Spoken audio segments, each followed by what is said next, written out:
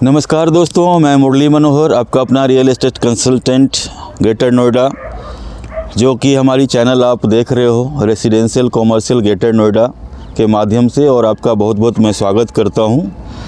बहुत सारे हमारे मित्रों ने हमें कॉल किया कि सर हमें बताओ कि सर ये रजिस्ट्री का कैसे क्या प्रोसेस होता है हमारे ग्रेटर नोएडा के अंदर में। तो उसी पे मैं ये अपना वीडियो आपको दे रहा हूं कि मैं आपको एक छोटी मोटी जानकारी दे सकूं कि आखिर ये रजिस्ट्री का प्रोसेस क्या कैसे होता है। ठीक है, तो सबसे पहला चीज़ जो होता है कि रजिस्ट्री जो होता है ये अचल संपत्तियों का होता है। ठीक है, और अचल संपत्ति जो होती है उसमें कम से कम 100 रुपये के ऊपर की चीज़ों की रजिस्ट्री होती है। और अगर जाहिर सी बात है कि अगर आप प्रॉपर्टी का रजिस्ट्रेशन करा रहे हो, प्लॉट का करा रहे हो, या फ्लैट का करवा रहे हो, अपार्टमेंट का करा रहे हो, या इंडिपेंडेंट हाउस का करवा रहे हो, किसी भी चीज़ की रजिस्ट्री अगर आप करवा रहे हो तो वो 100 रुपये की तो होगी नहीं, वो लाखों में होती है, करोड़ों में भी होती है। ठीक है, रजिस्ट्री पार्ट जो है बहुत ही इम्पोर्टेंट पार्ट होता है अगर आप किसी प्रॉपर्टी को ख़रीद रहे हो तो सबसे पहले हम लोग क्या करते हैं कि जब हम प्लॉट की रजिस्ट्री के लिए आते हैं, प्लॉट का जब हमारा रजिस्ट्री होता है तो सबसे पहले हमें प्लॉट की लोकेशन को जानना समझना होता है कि प्लॉट की लोकेशन क्या है।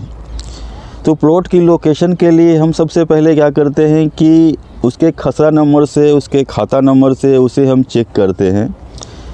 उसके बाद उस प्लॉट के चारों तरफ कौन से प्लॉट आ रहे हैं, किसके प्लॉट आ रहे हैं, रोड्स कितनी आ रही है, रोड की चौड़ाई क्या है, इन सब चीज़ों का ध्यान रखते हैं पहला चीज़।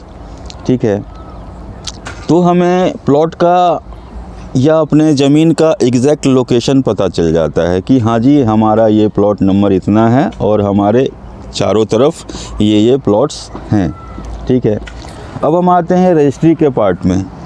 तो रजिस्ट्री में क्या होता है कि रजिस्ट्री करवाना बिल्कुल ही मैंडेटरी होता है, क्योंकि अगर आप रजिस्ट्री नहीं कराओगे तो संपत्ति आपकी नहीं मानी जाएगी।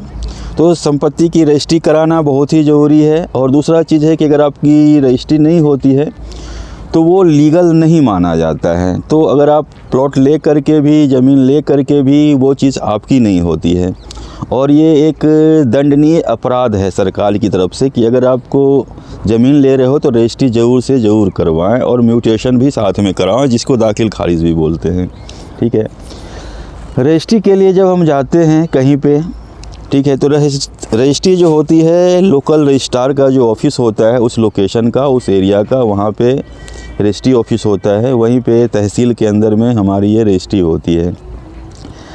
रजिस्ट्री में मेन चीज़ जो होता है कि आपका कितना एरिया है, आपका 100 गज है, 200 गज है, 50 गज है, कितना भी एरिया क्यों ना हो, बीघा में हो, हेक्टेयर में हो, एकड़ में हो, जैसे भी हो।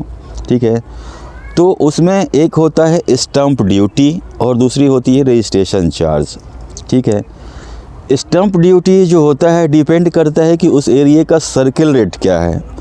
मान लो कि हम ग्रेटर नोएडा में बैठे हैं, कहीं पे सर्किल रेट 6000 का है, कहीं पे 7000 का है, कहीं पे 10,000 का है।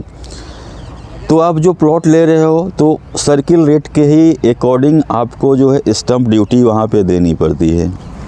और स्टैंप ड्यूटी जो है यहाँ पे 6% से लेकर के 7% के बीच में यहाँ पे लगता है आपका इस एरिया के अंदर में, अगर हम नोएडा ग्रेटर नोएडा की हम बात करें तो। ठीक है, अगर हम मेल के नाम पे रजिस्ट्री करवाते हैं तो उसमें अलग चार्ज होते हैं, और अगर हम फीमेल के नाम पे करवाते हैं तो उसमें 1% का हमें रिबेट मिलता है।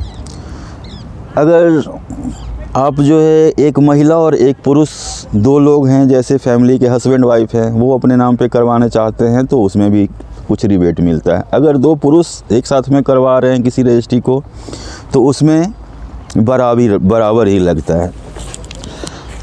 इसमें क्या होता है कि जैसा मैंने आपको बताया कि सर्किल रेट के अकॉर्डिंग हम कैलकुलेट करते हैं कि हमें स्टैंप ड्यूटी कितनी लगेगी, और प्लस रजिस्ट्रेशन चार्ज होता है 1% का।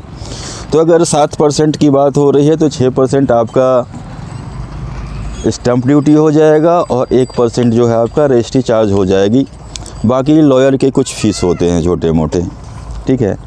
तो सबसे पहले क्या करते हैं हम प्लॉट रजिस्ट्री के लिए, सबसे पहले एक स्टैंप ख़रीदते हैं, ठीक है, सर्किल रेट के अकॉर्डिंग, जो कि ये टैक्स होता है जो कि सरकार को जाता है। स्टैंप पे ही डीड बनता है और डीड में सारी चीज़ें मेंशन की जाती हैं कि ये प्लॉट है, इस प्लॉट के चारों तरफ ये प्लॉट है, वो प्लॉट है, प्लॉट नंबर मेंशन किया जाता है, रोड इतने फीट के हैं, कितने चौड़े हैं, कितने लंबे हैं, वो सारी चीज़ें उसमें लिखा रहता है। खाता नंबर, खसरा नंबर, ये सारी चीज़ें लिखी हुई रहती है। और फिर उसको ये सारी सेल डीड जो है एक लॉयर तैयार करता है और उसके बाद उसको रजिस्ट्री ऑफिस रजिस्ट्रार के पास पेश किया जाता है। तो इसमें आपका रजिस्ट्री के लिए आपका सबसे पहला तो स्टैंप ड्यूटी हो गया और दूसरा रजिस्ट्रेशन चार्ज हो गया, ठीक है, 2 चीज़ें हैं। अब इसमें चाहिए क्या होता है, डॉक्यूमेंट की अगर हम बात करें तो डॉक्यूमेंट इसमें हमें चाहिए होते हैं बायर और सेलर के दोनों के आइडेंटिटी प्रूफ, जो कि आज के डेट में आधार कार्ड होता है, पासपोर्ट भी हो सकता है और पैन कार्ड चाहिए होता है दोनों पार्टी का। और दूसरा हमें 2 विटनेस चाहिए होता है। 2 विटनेस एक बायर की तरफ से हो सकता है और एक सेलर की तरफ से हो सकता है। तो 2 विटनेस होंगे और दोनों के ही आपको आइडेंटिटी कार्ड, वोटर कार्ड, आधार कार्ड और पैन कार्ड लगेंगे, प्लस फ़ोटोग्राफ उनके लगेंगे और फ़ोटोग्राफ बायर और सेलर दोनों के होंगे। ये सारी चीज़ें डॉक्यूमेंट में लगती है। इसके अलावा जो फ़ीस है वो लगता है, जो मैंने आपको बता दिया। और फिर वहाँ पे जब हम जाते हैं रजिस्ट्री के लिए तो बायर को पूछा जाता है रजिस्ट्री ऑफिस में कि भैया आप अपने होशो हवास में अपने ज़मीन को बेच रहे हो, अपने मकान को बेच रहे हो। अगर वो ओके करता है तभी फ़ाइल आपका आगे बढ़ता है। उसे पूछा जाता है कि हाँ जी आपको पैसे मिल गए, तो हाँ जी मिल गए। अगर बोलता है नहीं मिले तो फिर उसके लिए फिर आपका वहीं से बैकआउट हो जाता है। और उसके बाद वो रजिस्ट्री ऑफिस में आपका जो है थंब इम्प्रेशन भी लिया जाता है कैमरे के सामने में। वो सारी प्रक्रिया होती है, फिर रजिस्ट्री ऑफिस रजिस्ट्रार उस पर सिग्नेचर करता है और आपकी रजिस्ट्री कंप्लीट हो जाती है। उसके बाद अगर आप रजिस्ट्रेशन करवा चुके हो तो आपको म्यूटेशन, जिसको दाखिल खारिज बोलते हैं, वो भी करवाना बहुत ही आवश्यक है, क्योंकि आप लीगल ओनर तभी बनते हो जब आपकी रजिस्ट्री हो चुकी है और आपका दाखिल खारिज हुआ है ज़मीन का। तो मुझे लगता है कि इस हिसाब से जो रजिस्ट्री की प्रोसेस है उसको मैंने लगभग तकरीबन आपको इस वीडियो में बता दिया है। अगर आप कुछ और भी जानकारी चाहते हैं रजिस्ट्री के प्रोसेस के बारे में या किसी तरह का कोई इशू है, ठीक है, तो आप हमें कांटेक्ट कर सकते हैं हमारे दिए गए नंबरों पे।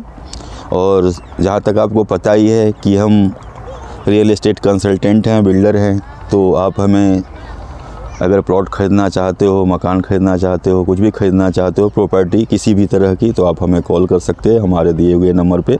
और बाकी आप हमें, अगर आप हमारे चैनल पे नए आए हो तो ज़रूर से ज़रूर सब्सक्राइब करो और लाइक करो और हो सके शेयर करो, जिससे कि जो ये इन्फॉर्मेशन है बाकी लोगों तक जिन्हें नीड हो उनके पास पहुंच सके।